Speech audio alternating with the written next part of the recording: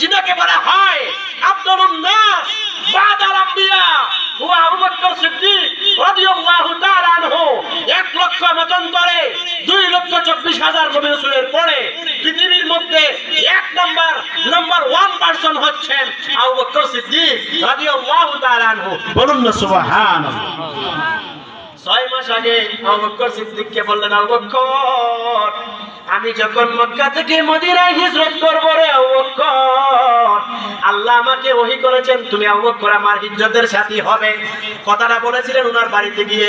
সেই দিন থেকে আবু বকর সিদ্দিক রাদিয়াল্লাহু তাআলা আনহু 1 দিরহাম 2 দিরহাম 3 দিরহাম বল করতে করতে ওনার ঘরের মধ্যে একটা পুটলির মধ্যে 5,000 দিরহাম উনি 6 মাসে এটাকে একত্রিত করলেন, দলা করলেন, একত্রকরণ করলেন। 5,000 দিরহাম 5,000 দিরহাম।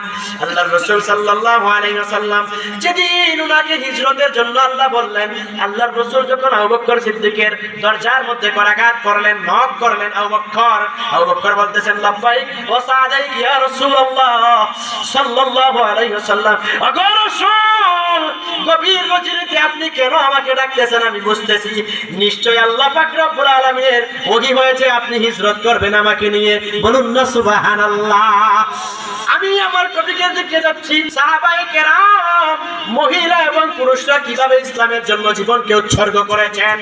আবু বকর সিদ্দিক যখন এই কথাটা বললেন, বলার পরে আবু বকর সিদ্দিককে বললেন, ওগো আবু বকর আজকে তো আমরা মক্কা থেকে মদিনায় হিজরত করব, তুমি আমার সাথে চলো। আবু বকর সিদ্দিকের 5,000 দিরহাম সহ উনি যখন বের হয়ে যাবেন, ওনার একজন কন্যা সন্তান, বড় কন্যা আসমা বিনতে আবু বকর, আসমা বিনতে আর ছোট মেয়ের নাম আয়েশা সিদ্দিকা রাদিয়াল্লাহু। আবু বকর সিদ্দিক রাদিয়াল্লাহু তাআলা আনহুর বড় মেয়ে আসমা বিনতে আবু বকর সিদ্দিক রাদিয়াল্লাহু তাআলা আনহু একদিকে দুধের কোন পাত্র অথবা পানির পাত্র বেঁধে দিবেন, আর অন্যদিকে 5,000 দিরহামের পুটলি বেঁধে দিবেন। উনি তো হিজরত করবেন, কোন সময় টাকা লাগবে বলা যায় না, প্রতিমধ্যে পানির প্রয়োজন আছে। কেউ বলেছেন পানি নিয়েছেন, কেউ বলেছেন উটের দুগ্ধ নিয়েছেন, দুইটা মতবাদ ঠিক আছে। আল্লাহর রাসূল সাল্লাল্লাহু আলাইহি ওয়াসাল্লামের সাহাবী ও আসমা বিনতে আবু বকর সিদ্দিক কিভাবে পানির পুতলাটাকে বেঁধে দিবেন, কোনো রশি সুতলি ঘরের মধ্যে নাই। বলুন না সুবহানাল্লাহ।